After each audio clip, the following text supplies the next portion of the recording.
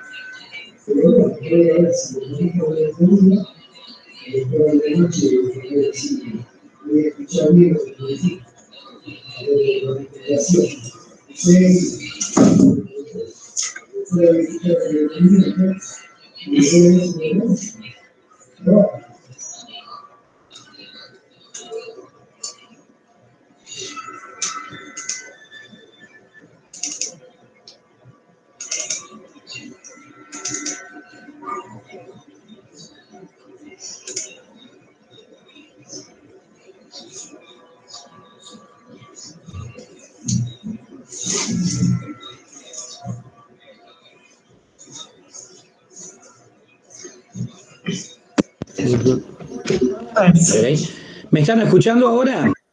Ahora sí. Ahora sí. ¿Me escuchan? Bien, a ver, vamos a comenzar nuevamente, a lo mejor era ese contacto.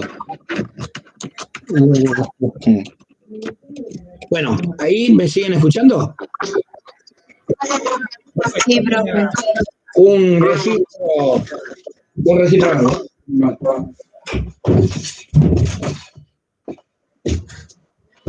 Bueno, vamos a comenzar, decía, como ahora que vamos a cámara bien, estamos de nuevo. Hoy se incorpora la profesora doctora Vanessa Martínez Mazzaro, que va a ser profesora adscrita en la comisión número 5. Así que le damos la bienvenida. La presentamos ahí, lo que quiera decir antes del tema musical. Bueno, muchas gracias. Buenas tardes a todos y bueno, muchas gracias al doctor Rossi por permitirme acompañarlo y colaborar con él en su comisión. Bueno, muy bien. Hay que decir también que ustedes por ahí, si cursan tarde, no recuerdo qué horario tenés, pero la profesora también está en la cátedra de sociedades comerciales, lo que sería Comercial 2, Derecho de las sociedades y asociaciones o cooperativas, como se llama la materia. Bueno, les decía que siempre comenzamos con un tema musical. Hoy vamos a tener la presencia de una música clásica muy polenta. Ustedes vieron que han venido, bueno, más vacunas del origen de este músico en la Rusia y en la Rusia imperial, el momento del romanticismo clásico, como lo designan algunos autores. El autor que me voy a referir es Fyodor Tchaikovsky. Esperen que el nombre es medio raro.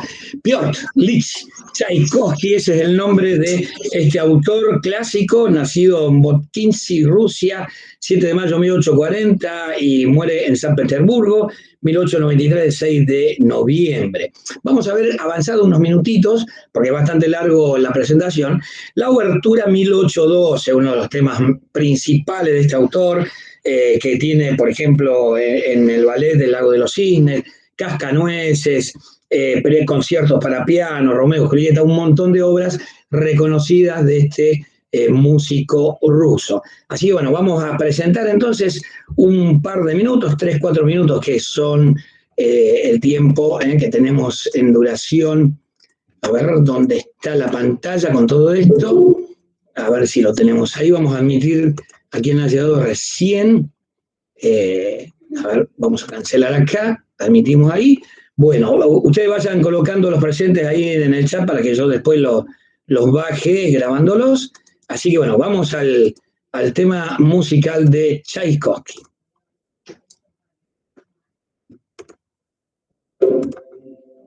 Avísenme si tienen imagen y sonido en condiciones.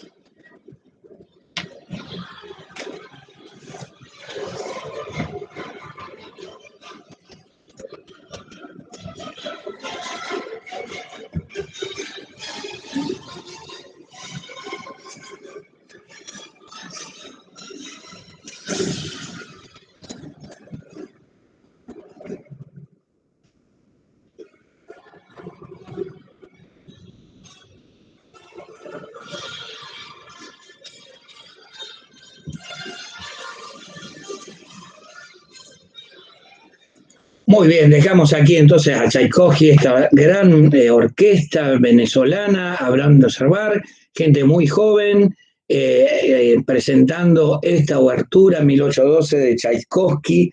Así que bueno, preponderancia de vientos, ven los trombones a vara ahí, los cornos y obviamente las cuerdas perfectas, una orquesta que tiene más de 100 integrantes, me parece, no he contado, pero muy, muy numerosa. Realmente una joya dentro de la música que podemos ver, la televisación también.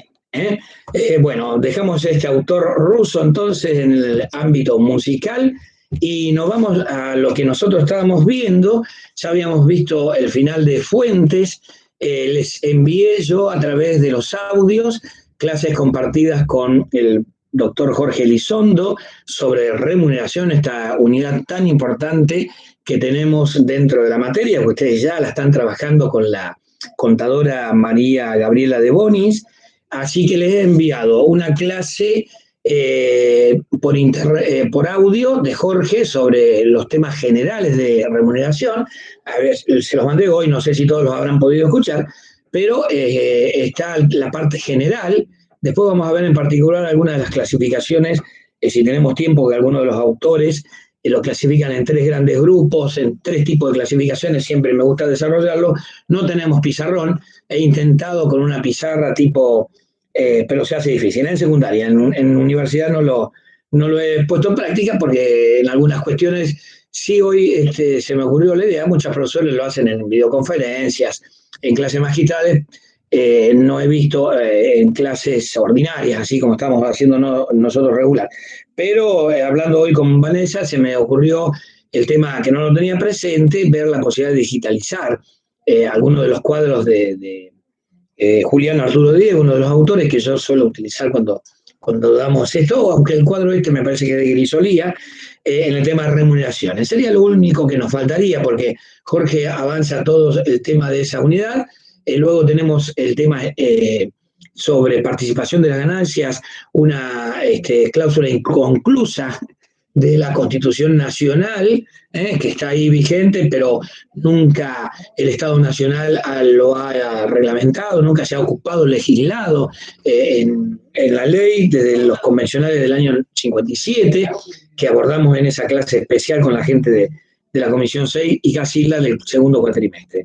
Y por último, el tema tan desarrollado, que a veces no se da tiempo, que es la tutela de la remuneración, que algunas cosas lo ven con la profesora de práctica. En el anterior cuatrimestre lo verían con Miriam Bianchi, ahora con María Gabriela de Boni, la primera vez que se incorpora en mi comisión.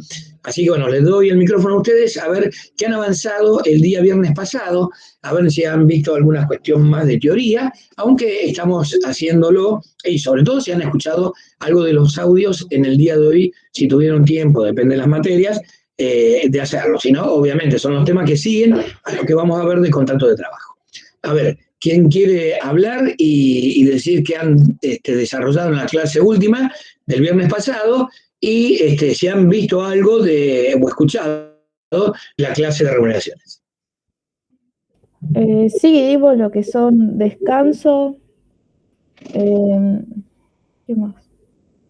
Los artículos 150 de la LST, el artículo 151, 156, así comentándolo, y después hicimos ejercicios.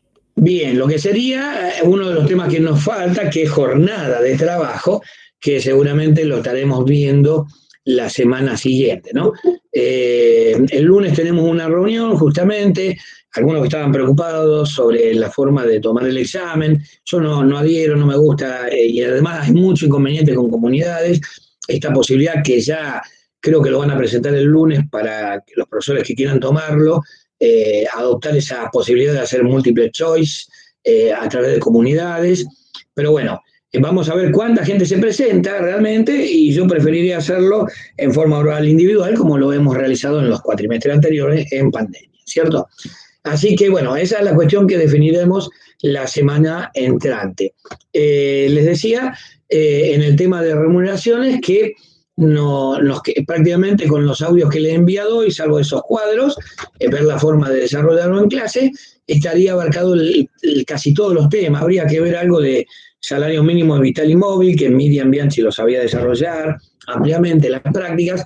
Vamos a ver si la profesora de Boni lo realiza. Si no lo realiza, lo tocamos nosotros a esta legislación en nuestro país tan importante, que viene desde la Constitución del 49, que obviamente fue dejada de lado por un bando militar en el 55, pero que luego se legisló acerca de este salario mínimo vital y móvil que tenemos en la actualidad, y que el Consejo Nacional, después de muchos años, inclusive en democracia, se reúne anualmente en el periodo que se convoca para establecer los mínimos para los cuales, esto es importante, luego los sindicatos peleen su básico.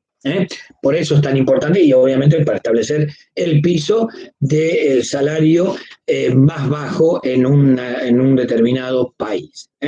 Bueno, entonces lo que nosotros tenemos que comenzar viendo hoy sería algo que ya hemos analizado en clases anteriores, tocar la definición de contrato de trabajo que da el artículo 21 de la LCT, el artículo 22 en relación de trabajo, algo que hemos tocado en el tema de los principios, pero por si no alcanzaron a notar o demás, o no lo vimos exhaustivamente, tenemos que decir que este acuerdo de voluntades tan diferenciado de otros en el ámbito, sobre todo comercial, establece para cada parte cumpla determinadas funciones que la va a traer también los derechos y obligaciones, que son uno de los puntos a desarrollar.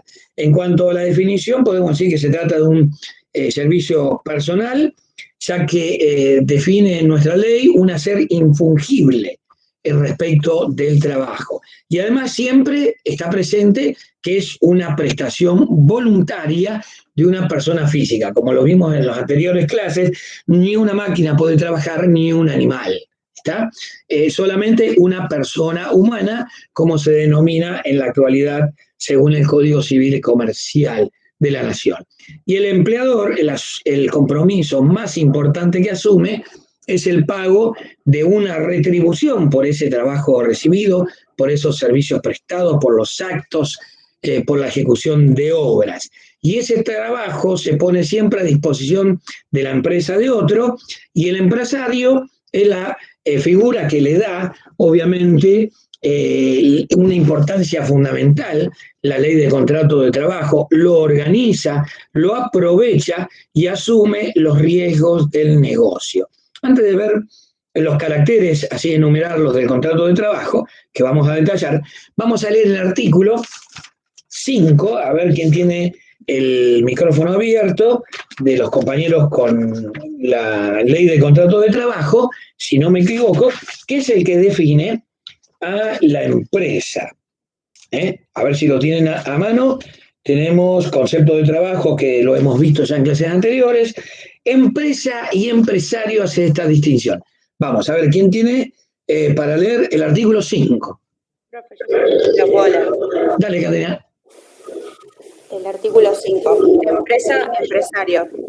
A los fines de esta ley se entiende como empresa la organización instrumental de medios personales, materiales e inmateriales ordenados bajo una dirección para el logro de fines económicos o beneficios. A los mismos fines se llama empresario a quien dirige la empresa por sí o por medio de otras personas y con el cual se relacionan jerárquicamente los trabajadores, cualquiera sea la participación que las leyes asignen a estos en la gestión y dirección de la empresa. Bueno, es decir, acá partimos de dos supuestos importantes que la ley de contrato de trabajo, más allá de las definiciones desde el punto de vista económico, desde el punto de vista político, de la empresa, define y distingue a la empresa de la figura del empresario, que puede ser la persona titular de ese patrimonio, pero que a su vez lo organiza en forma diferente. Son terceros quienes van a administrar y van a tener esa relación con los trabajadores. Pero la unidad está ahí, con los fines materiales, inmateriales y con toda la organización de esta persona que se va a convertir en uno de los sujetos.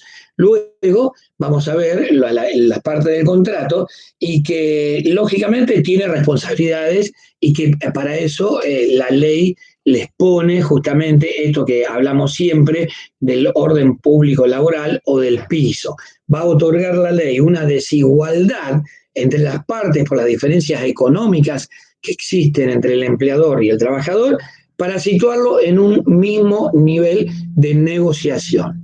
Lo que vamos a tratar después con el derecho colectivo. El trabajador solito va a estar muy aislado y en menor situación de negociación, cosa que cuando está apoyado por los institutos del derecho colectivo, por su agremiación, por otros sectores que lo van a cotejar, a ayudar en esta negociación, por eso muchas veces se habla de los convenios de empresa, ¿no? Ayer tomábamos exámenes con Jorge y uno de los temas más flacos fue en la exposición esto que los convenios colectivos de trabajo nacen allá por el 52 en la Argentina, con el primer gobierno de Juan Domingo Perón, la ley 14.250 que vamos a estudiar en detalle cuando toquemos derecho colectivo. Pero ¿cuál es la principal característica de esto que se llama el sistema de trabajo argentino? Esta característica de los convenios de actividad, es decir, para todos los que pertenecen a ese tipo de trabajo. Más que los convenios de empresa que obviamente achican y el poder de negociación que tiene el mundo de los trabajadores es mucho menor.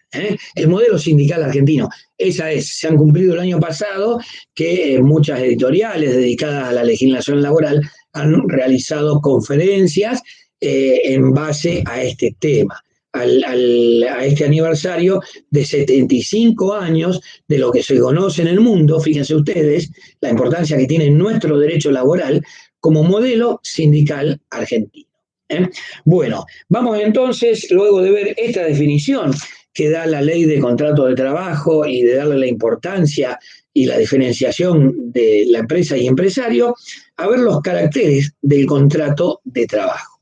Tenemos en primer lugar que es consensual, ya que se va a perfeccionar con el mero consentimiento de las partes. Inclusive puede ser tácito. En la mayoría de los contratos no hay un papel escrito, es decir, el instrumento legal, vas a la oficina de personal, vas a firmarlo, no. Se empieza a trabajar la relación, por eso esa gran distinción que hace la ley argentina, Centeno, el autor, uno de los autores de la redacción de la ley de contrato de trabajo, y siguiendo al autor mexicano de la Cueva. Diferenciamos contrato de trabajo y relación de trabajo. Entonces, en este contrato muy especial, sui generis, por así decirlo, muy pocas cosas se pactan. ¿Por qué?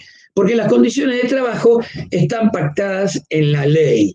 Los convenios colectivos de trabajo tan importantes en la República Argentina y también en los estatutos profesionales que vamos a analizar en la vieja unidad 10, que tenemos nosotros 4 que nos pide la facultad desarrollar.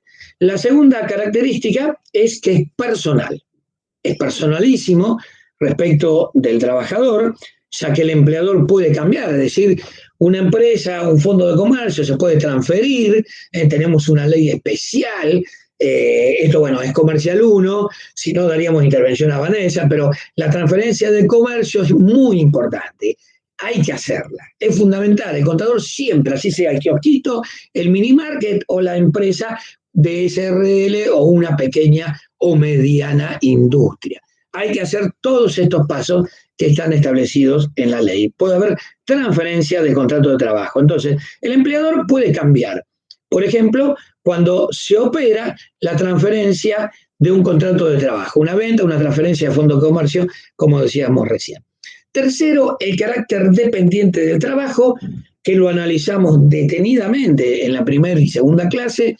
El trabajador está dado, la principal relación de subordinación del trabajo está dado por la subordinación técnica, económica y jurídica entre empleador y trabajador. En cuarto lugar, es un contrato de tracto sucesivo. ¿Qué significa esto? Que las prestaciones se desarrollan a través de prestaciones repetidas en el tiempo.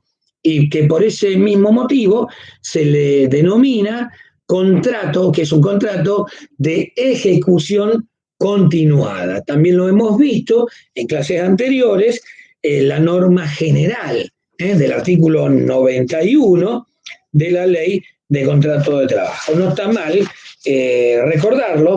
Vamos ahí, Caterina, si tenés abierto la ley de contrato de trabajo, el alcance, que es el artículo 91, y el 90, que es el que establece cómo se entenderá.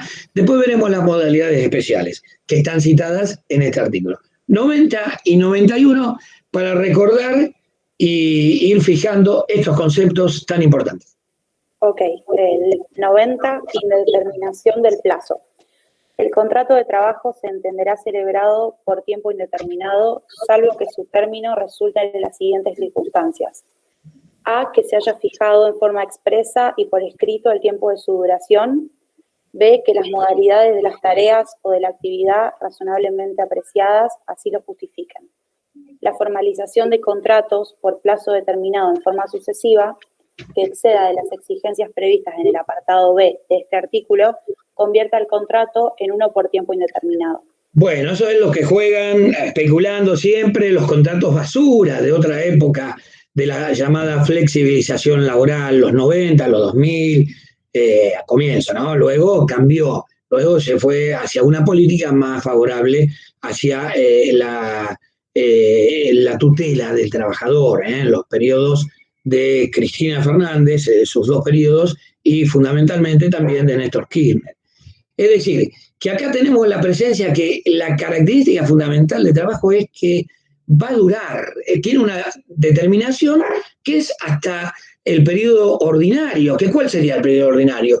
Llegar a una edad en donde, según las legislaciones, antes o después, o los convenios, la fuerza del gremio, o las características del trabajo, si es de riesgo, trabajo nocivo, lo que fuera, distintas circunstancias, más allá de la jornada insalubre que debe ser declarada por el ministerio, el periodo ordinario es hasta la jubilación, hasta la obtención de los beneficios de la seguridad social, excepto estas modalidades que vamos a ver: contrato de trabajo a plazo fijo, eventual, de temporada, que también lo tiene en la legislación desde la LCT año 1974. Bueno, y vamos por último al 91. En su lectura, adelante, Caterina. Sí, artículo 91, alcance. El contrato por tiempo indeterminado dura hasta que el trabajador se encuentre en condiciones de gozar de los beneficios que le asignan los regímenes de seguridad social, por límites de edad y años de servicio, salvo que se configuren algunas de las causales de extinción previstas en la presente ley. Bueno, que después lo vamos a ver, obviamente, en otra unidad, las distintas causales anticipadas de ruptura de contrato. Bueno, vamos a otra de las características. Es no formal. ¿Por qué? Porque hay libertad de forma para realizar el contrato. La número 6 es oneroso, ya que tiene un contenido patrimonial, y en base al artículo 115 de la LCT, se presume oneroso y el pago de la remuneración es una obligación esencial del empleador. Es en el número 7, su característica número 7, bilateral y sinalagmático. Esta palabrita media complicada, ¿qué quiere decir? Que va a haber reciprocidad de las posiciones jurídicas, es decir, que los derechos de uno son las obligaciones del otro y viceversa, del empleador y del trabajador. La octava característica es que es conmutativo, es decir, las ventajas para ambas partes no dependen de un acontecimiento incierto. Y por último, el contrato es típico. ¿Por qué? Porque hay una regulación propia en la ley de contrato de trabajo que a su vez admite modalidades especiales relativas al tiempo o la forma de prestación de los servicios y que lo distingue claramente de otros contratos. Vamos a ver ¿qué similitud y distinción, la diferencia existe con otros contratos que pueden verse zonas grises? La diferencia que existe con una locación de servicios, un contrato que viene en sus primeros desarrollos de la vasta producción jurídica del Imperio Romano. Entonces, con la locación de servicios se diferencia porque una locación es un contrato en donde no hay subordinación, sino que existe una autonomía propia por parte del locador. Y puede ser tanto una locación de servicios como una locación de obra. Decíamos estas dos figuras que nacieron allá por el Imperio Romano, podemos identificarlos a la locación de servicios, que viene a ser el antecedente más remoto, jurídicamente hablando, de lo que hoy conocemos como trabajo dependiente, lo que analizamos en nuestra materia. Y por el otro lado, la locación de obra es el más parecido al trabajador autónomo, aquellos que pueden encargar un trabajo determinado con alguien, una persona X, y que ahí se va a dar este tipo de relación. Es decir, que hay una autonomía propia del locador. Con el contrato de sociedad, si bien tenemos un artículo que va a hablar en detalle, una excepción que da la ley de contrato de trabajo, pero ¿qué ocurre? Sociedades es un tipo de contrato en donde hasta la reforma del Código Civil y Comercial teníamos, si no me equivoco, 2 o más personas como parte del contrato. A partir de ahí seguimos algunas doctrinas, creo que francesa u otros países también, donde hablan de la sociedad unipersonal reconocida, pero en lugar de ser un poco accesible, la Argentina adoptó la famosa SAS, Sociedad Anónima Simplificada, que obviamente hay que tener un determinado capital importante para poder constituirla. ¿Qué ocurre con las sociedades entonces? Los socios participan de un proyecto común en donde básicamente, artículo 1 de la vieja ley 19550, habla que ganancias y pérdidas de esa explotación se van a compartir. Van a participar tanto de las ganancias como las pérdidas del desenvolvimiento de la empresa. En cambio, el contrato de trabajo solo es el empleador el que va a soportar las pérdidas, ya que el trabajador tiene asegurado su salario, es decir, la remuneración. Y con el contrato de mandato, en este contrato no está permitido la subordinación y además el mandato se puede ofrecer en forma gratuita, es decir, que tenemos mandato oneroso y gratuita. Voy a ubicar el artículo de socio empleado, que es el artículo 27, como decíamos recién, lo vamos a ver en detenimiento en sujetos, pero vamos a leerlo para cerrar la idea que acabo de decir en cuanto a las diferencias con los contratos que expusimos, que sería sociedad, locación de servicio de obra y el de mandato. Vamos al artículo 27, Caterina, si lo tenés a mano, ¿qué dice la ley del contrato de trabajo? Sí, artículo 27, socio empleado. Las personas que, integrando una sociedad, prestan a esta toda su actividad o parte principal de la misma en forma personal y habitual, con sujeción a las instrucciones o directivas que se le impartan o pudieran impartírseles para el cumplimiento de tal actividad, serán consideradas como trabajadores dependientes de la sociedad a los efectos de la aplicación de esta ley y de los regímenes legales o convencionales que regulan y protegen la prestación de trabajo en relación de dependencia. Bueno, muy bien. Dale. Perdón. Perdón. Dale. ¿Termino? Sí. Exceptuándose las sociedades de familia entre padres e hijos, las prestaciones accesorias a que se obligaren los socios, aun cuando ellas resultasen del contrato social, si existieran las modalidades consignadas. Se considerarán obligaciones de terceros con respecto a la sociedad y regidas por esta ley o regímenes legales o convencionales aplicables.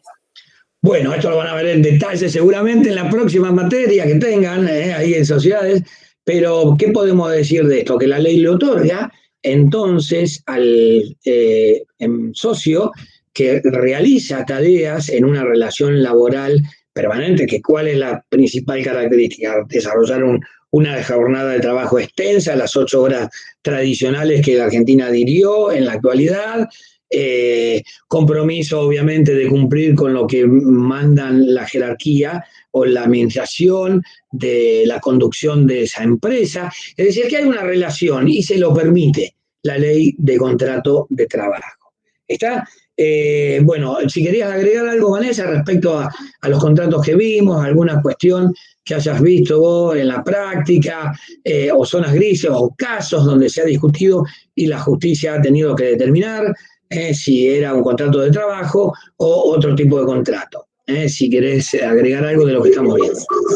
Sí, digo, lo que les quería comentar es que, bueno, el problema es que muchas veces el contrato de sociedad sirvió para el fraude de la ley laboral, ¿sí? Entonces, ocurría muchas veces que se colocaba al trabajador en posición de socio cuando en realidad era un trabajador dependiente, ¿no? Entonces, bueno, hubo muchísimos fallos que, pudieron determinar que en realidad se trabajaba de un trabajador y por tanto sujeto de tutela jurídica, ¿no? Y protegido por la ley laboral, ¿no? En otros casos también pasaba que en realidad era socio. Por ejemplo, hay una sociedad, un tipo que está previsto en la ley de sociedades, que es la de capital e industria, en que uno de los socios, de la categoría de socios, es el socio industrial que solamente aporta su trabajo. Y a veces era real, que la persona era no un trabajador, sino un socio. Pero ¿qué ocurría? A veces se peleaban los socios y el que era socio industrial decía, no, soy trabajador, y lograba a lo mejor un reclamo. Por eso es que esa figura de la sociedad de capital e industria perdió mucho prestigio y cayó en desuso. Muy bien, para agregar a esto tengo que justamente yo leyendo, investigando y buscando para determinadas clases, me he encontrado que en un estudio de quien fuera en su momento, ya está jubilado, Hugo Viñas, si no me equivoco, era el secretario del Registro Público de Comercio de la Ciudad de Rosario, que publicó un libro, tenía todo un estudio de comienzos del 2000, y me llamó muchísima la atención. Obviamente uno tiene presente lo que vio en la secundaria, lo que ve en la facultad, en las distintas materias relacionadas al mundo del comercio, de la importancia de las SRL, sociedades anónimas, de las cooperativas, que algunos lo tenemos también como materia aparte o incluido dentro de sociedades, según las carreras. Pero el porcentaje, la mayoría, la gran vedette es la SRL, luego obviamente la importancia económica, como decíamos antes, del valor del capital, son las sociedades anónimas, pero muy, muy, muy lejos las colectivas. Venían en este estudio realizado por comienzos del siglo XXI, acá en la ciudad de Rosario exclusivamente, están las de familia, ¿cierto? Las sociedades colectivas, generalmente y compañías, como se las denomina, hermanos, etcétera. Y después, bastante lejos, muy a pesar de que uno cuando hacía práctica, la de capital industria, porque vamos a crecer, vamos a encontrar uno que tiene capital, el otro que tiene el saber tecnológico, técnico de hacer las cosas, y no es tan usual como lo acaba de mencionar Vanessa, es decir, un porcentaje muy chica. Es decir, que en la actualidad tienen más importancia la inscripción de las UTE, que son con legislaciones diferenciadas, lo que es la ley de sociedades, de las uniones transitorias de empresas, más que estos tipos tradicionales, donde lo hemos estudiado desde la secundaria y que se ha visto en detalle. Pero bueno, estas son las sociedades. Y entonces, como vemos muchas veces en el tema del empleo no registrado o el mal llamado trabajo en negro, te anoto 4 horas, pero trabajas 8, 9, 10. Entonces, todo juega, obviamente, hacia la evasión de los sistemas de seguridad social y a jugar lo que se conoce como fraude laboral, que Vanessa citaba recién. Bueno, vamos a ver ahora entonces justamente los casos de trabajo en negro o no registrados. Hay que decir respecto de esto que los casos de contrato de trabajo y relación de trabajo, porque existe acuerdo de voluntades y prestación de la actividad, pero ¿qué sucede? Ni el contrato ni el trabajador fueron registrados para el empleador, lo que ustedes comienzan viendo en la parte de derecho laboral, parte práctica. Entonces, en esta situación, aquí estamos en presencia de lo que la ley llama presunción de contrato de trabajo y que lo tenemos establecida en el artículo 23. Vamos a la lectura del 23. Caterina u otro compañero que tenga la ley, si quiere participar también. Cuando se configura entonces presunción legal de la existencia de contrato de trabajo. ¿Qué sucede? A ver, lo que establece la ley de contrato de trabajo. Profe, ¿sigo yo? Sí, adelante. Artículo 23. Presunción de la existencia del contrato de trabajo.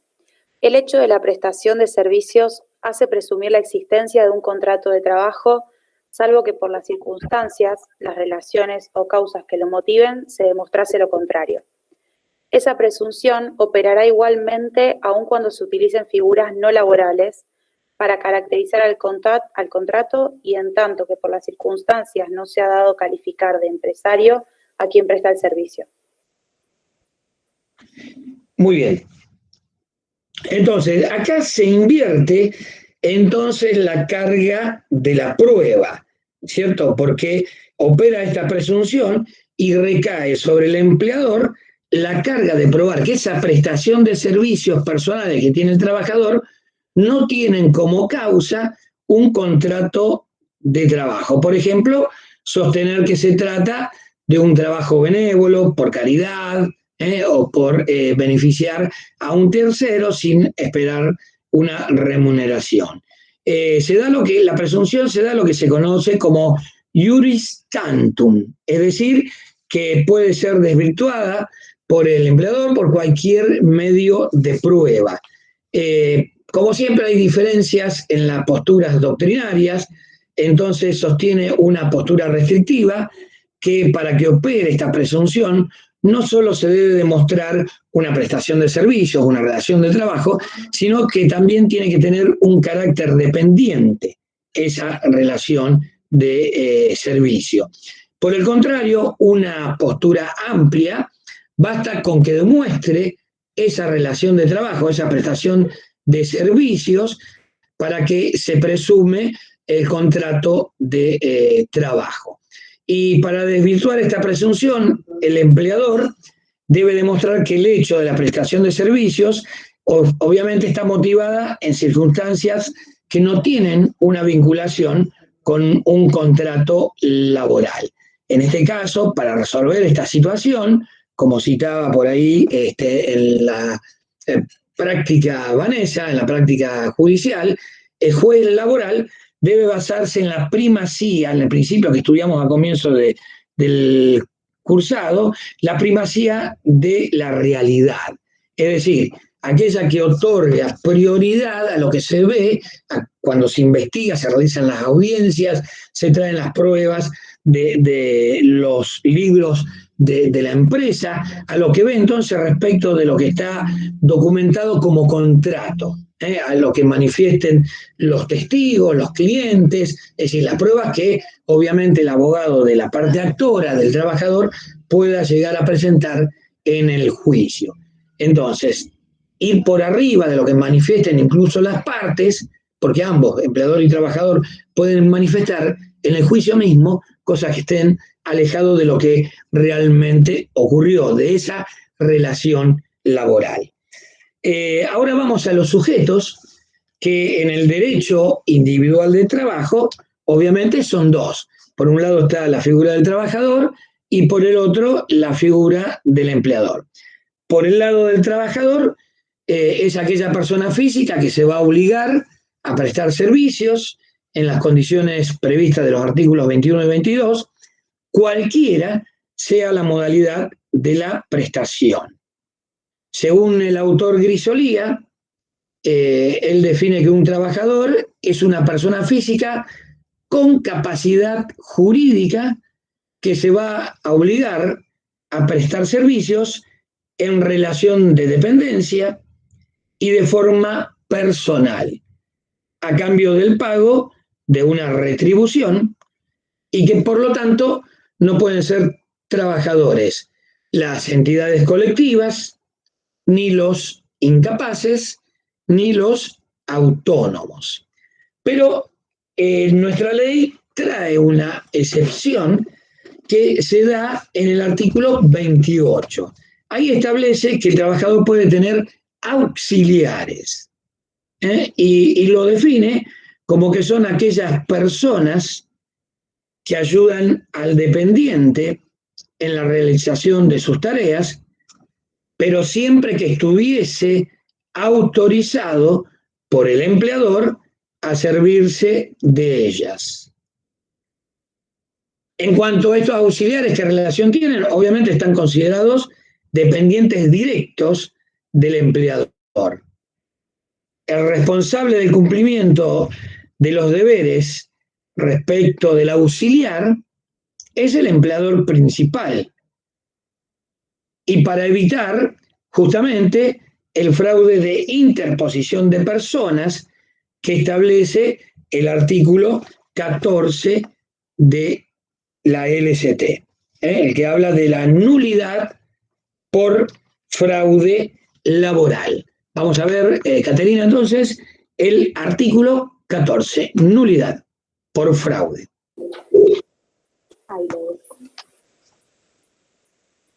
Artículo 14, nulidad por fraude laboral. Será nulo todo contrato por el cual las partes hayan procedido con simulación o fraude a la ley laboral, sea aparentando normas contractuales no laborales, interposición de personas o de cualquier otro medio. En tal caso, la relación quedará regida por esta ley. Bueno, muy bien. Entonces, para el caso de los auxiliares que no estuvieran autorizados, no existe, no se configura con la empresa un vínculo de carácter laboral. Y que, por otra parte, también la ley trae la situación que se puede dar en una sociedad mediante el artículo 27 por el socio empleado, que es aquella persona, socio, accionista o parte de una sociedad que presta su actividad en forma principal y habitual, sujeta a instrucciones o directivas que le imparte la empresa. La ley lo va a considerar un trabajador dependiente sin perjuicio de los derechos que tenga en su calidad de socio, y respecto de esto quedan exceptuados las sociedades de familias entre padres e hijos y aquellas que carezcan de una naturaleza laboral. Por el lado del otro sujeto del contrato de trabajo, el empleador, acá sí tenemos variantes. ¿Por qué? Porque puede ser una persona física, un conjunto de personas físicas o también una persona jurídica. Tenga esta personalidad jurídica propia o no, que va a requerir los servicios de un trabajador. Siempre que se va a tratar, obviamente, de una persona física o jurídica que va a organizar el trabajo por el trabajador dependiente y que además va a tener facultades de control de esa actividad y la posibilidad de aplicar sanciones disciplinarias si el trabajador no cumple con esas directivas. El alcance de este concepto es muy amplio porque puede ser empleador, una entidad sin fines de lucro, una sociedad de las llamadas irregulares o no inscriptas en el registro, una sociedad de hecho o también un conjunto de personas físicas. La ley reconoce en la empresa a una organización instrumental de medios personales, materiales e inmateriales, ordenados bajo una dirección para el logro de sus fines económicos o beneficios. Y va a distinguir en nuestra LCT, como hemos visto, a la figura del empresario como quien es el que dirige a la empresa por medio de sí mismo o de otras personas, de terceros, y con el cual se van a relacionar jerárquicamente los trabajadores, cualquiera sea la participación que estos le asignen en la gestión y dirección de la empresa.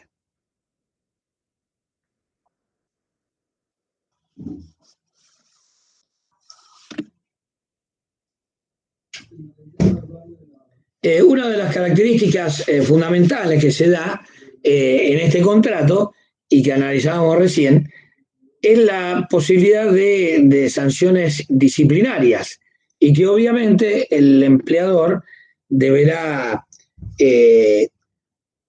otorgar la sanción respecto a ser proporcional a la falta que se cometa, si no van a ser nulas. Por eso se habla de suspensiones preventivas, en el caso de que el trabajador incluya o sea parte de lo que se conoce como robo hormiga, lo que puede afectar en la parte material a la empresa, y eso lo vamos a ver detenidamente en el tema de suspensiones. En cuanto a los derechos y deberes de las partes que tenemos aquí en el contrato de trabajo establecido por la ley, la LCT regula entre los artículos 62 a 89 esta serie de derechos y obligaciones recíprocos entre trabajadores y empleadores. Y que suelen llamarse así porque el trabajador, entre empleador y trabajador, actúan, como la vieja fórmula de la contabilidad, como acreedores o deudores. Es decir, a cada obligación, como veíamos la característica principal del contrato, su carácter sinalagmático, a cada obligación de una parte le corresponde un derecho a la otra parte. En una primera clasificación podemos decir que hay que distinguir entre derechos principales y secundarios. Los principales son aquellos fundamentales, como por ejemplo que el trabajador debe otorgar, realizar el trabajo, debe trabajar, es decir, poner su capacidad de fuerza física o intelectual a disposición del empleador, cumpliendo con lo que después la ley va a definir como buen empleador, la buena fe, buen trabajador, buen empleador, pero que del lado del trabajador es cumplir los deberes de puntualidad, asistencia, obediencia y cuidado de los útiles y herramientas de trabajo. Por el lado del empleador, este debe pagar su principal, obviamente, obligación es pagar la remuneración como contraprestación de ese trabajo realizado. También tiene el deber de otorgar ocupación efectiva al trabajo según la categoría profesional que vaya a revestir ese trabajador. Por eso es tan importante, yo después le voy a enviar una serie de notas publicadas creo que en el página 12 o en la página digital del ex periodista de página 12, Horacio Berbisky, El cohete a la luna. Son publicaciones realizadas por Héctor Recalde. Héctor Recalde fue un diputado nacional por el Frente para la Victoria en su momento, hoy forma parte del Frente de Todos en su aspecto de militancia, pero que fue fundamental este trabajo, esta publicación, porque hace una comparación de los derechos que la dictadura militar le sacó a los trabajadores allá por marzo, abril del año 76, que fue una de las primeras leyes que sacó este famoso Congreso paralelo. Se cerró el Congreso, ustedes saben, se destituyeron todas las autoridades elegidas por el pueblo, se encarceló a sus dirigentes, obviamente intervinieron los sindicatos, bueno, vendieron bebés, mataron 30.000 personas, ¿cómo no van a hacer un cambio de legislación? Bueno, los militares a cargo de abogados, obviamente, desgraciadamente, pero bueno, abogados a cargo de la Comisión de Asesoramiento Legislativo, creo que era el nombre, CAL, sus siglas, CAL, son los que redactaron en la nueva ley de contrato de trabajo, serruchando cerca de 100 artículos, si no me equivoco, 80, 90 artículos, modificándolos y destruyendo 30, se prohibió la huelga, se prohibieron muchísimas cosas, se sacó. Y una de las cosas que se sacó fue el salario profesional. La base de cada convenio, una base más alta que existe en otros países, y obviamente la Argentina era punta en eso y lo teníamos, eso ningún presidente democrático del 83 para acá lo ha restablecido. Por eso es tan importante la nota esta que cita un montón Héctor Recalde de artículos que la dictadura militar borró de esa gran ley de contrato de trabajo. No tenemos código, se siguen cumpliendo la cláusula constitucional del año 57, de dictar los códigos de seguridad social y de código laboral. Incluso yo les manifesté que lo conocía Recalde en las reuniones que se hicieron en el CUR, acá en la ciudad universitaria de Rosario, previo a la elección de Scioli y Macri en su momento, donde estaba este proyecto enviado por Cristina Fernández al Congreso Nacional de Código de Trabajo y se discutía, porque como son todas las cosas, no viene impuesto a libro cerrado, como citaba José María Rosa, aprobamos la Constitución Nacional de 53, 8 minutos por artículo, copia textual de la Yankee. No, las cosas se discuten, se debaten, y en el ámbito del Código Civil Comercial, como fue, tiene su falla, uno no puede estar de acuerdo en algunas cosas, pero se debatió en todas las universidades del país y en muchas instituciones. Gran diferencia con el Código de Bellas Artes, ¿cierto? No porque sea de ahora sea mejor, pero desgraciadamente la participación hace a las cosas, que eso es uno de los objetivos de la formación continua y de la formación universitaria, en la investigación. Entonces, acá se aprobó a libro cerrado, como todos los códigos de aquella época, y en nuestra época se debate, se discute. Por eso es tan importante, en esa época, ahí en octubre, septiembre, creo que fue el encuentro, este Congreso Nacional, vino gente de Mendoza, conocí gente de Córdoba, de Buenos Aires, los médicos laboralistas, bueno, una presentación de trabajos imponentes, y bueno, desgraciadamente eso, ¿qué pasó? Asumió, digamos, otro partido, otra alianza, porque ni partido era, y bueno, ocurrió lo que ocurrió, eso pierde estado parlamentario, en la términa se cajonea, se queda durmiendo en los pasillos del Congreso y no tenemos otra vez más código de trabajo. Fíjense que el primer proyecto se presentó en 1904 por los liberales, lo que se considera liberales reformistas, la gente que era conservadora, que estaba en otro palo, pero que esto no son hormigas, son personas. Y entonces hay que tratarlo como personas, hay que dignificarlo y bueno, todo lo que hemos estudiado en nuestra materia ahí en la unidad 1.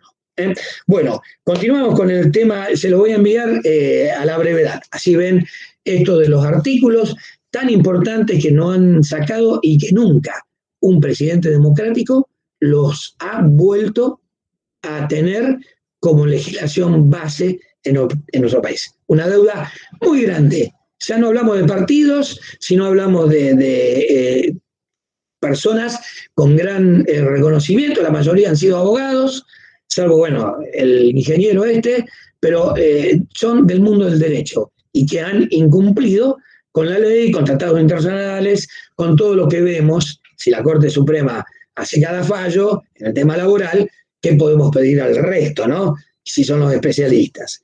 Bueno, vamos a continuar con el tema de las obligaciones. Debe proporcionar siempre las herramientas de trabajo por el lado del empleador, sus obligaciones, debe proporcionar útiles herramientas de trabajo, no debe discriminar a sus trabajadores. Obviamente hay varios artículos, después lo vamos a analizar cuando veamos mujeres y menores.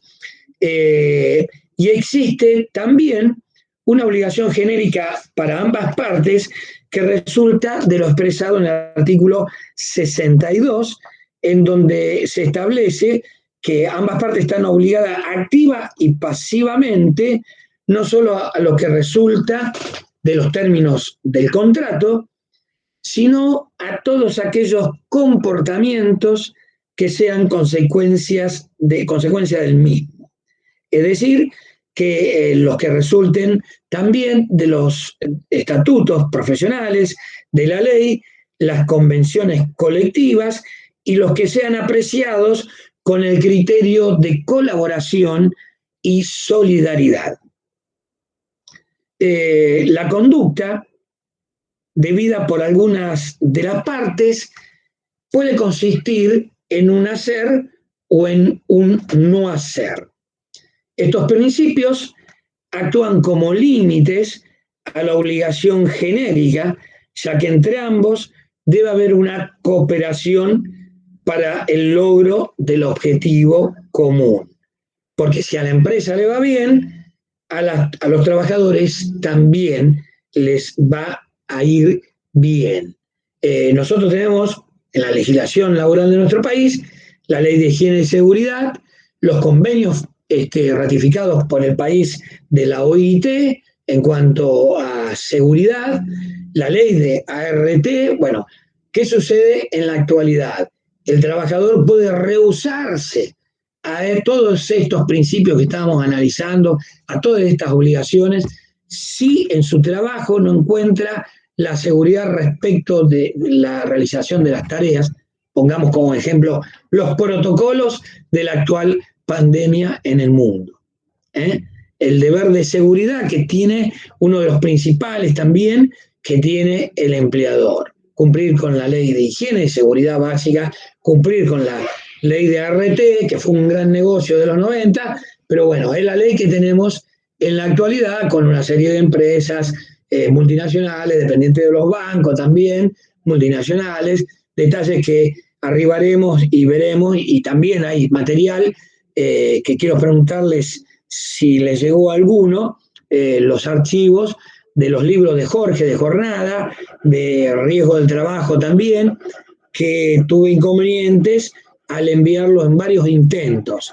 Yo se los pedí a Jorge, creo que en estos días me lo ha mandado, así que díganme si entre los varios intentos que hicimos, a alguien le llegó esa serie de artículos, no artículos, de archivos, que son 14 o 15 archivos, a su correo electrónico. ¿Alguno lo recibió? Profe, yo recibí el mail, pero no pude abrir los archivos. No les permite bajarlos, abrirlos en Word. Así sería, ¿no? ¿Cómo? Bien, pareciera, sí, lo he consultado, no tiene virus, lo pueden abrir tranquilamente, pero no sabemos por qué no se transfieren los datos. Quizás sea muy grande, es verdad que tiene mucho material.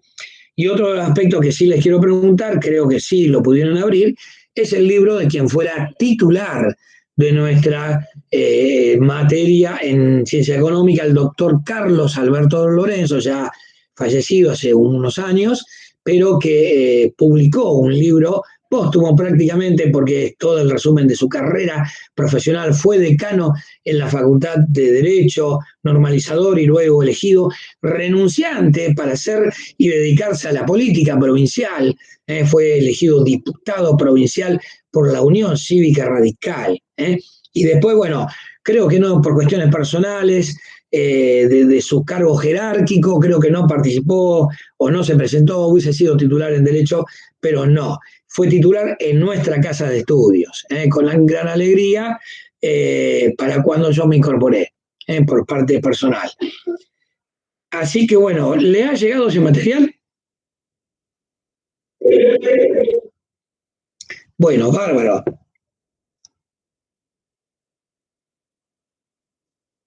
Ya estamos casi en el horario límite.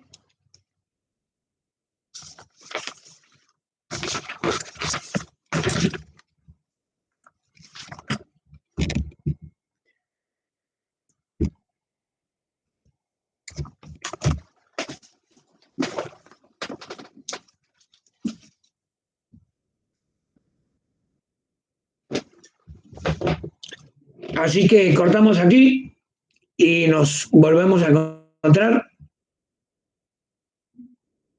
el próximo miércoles.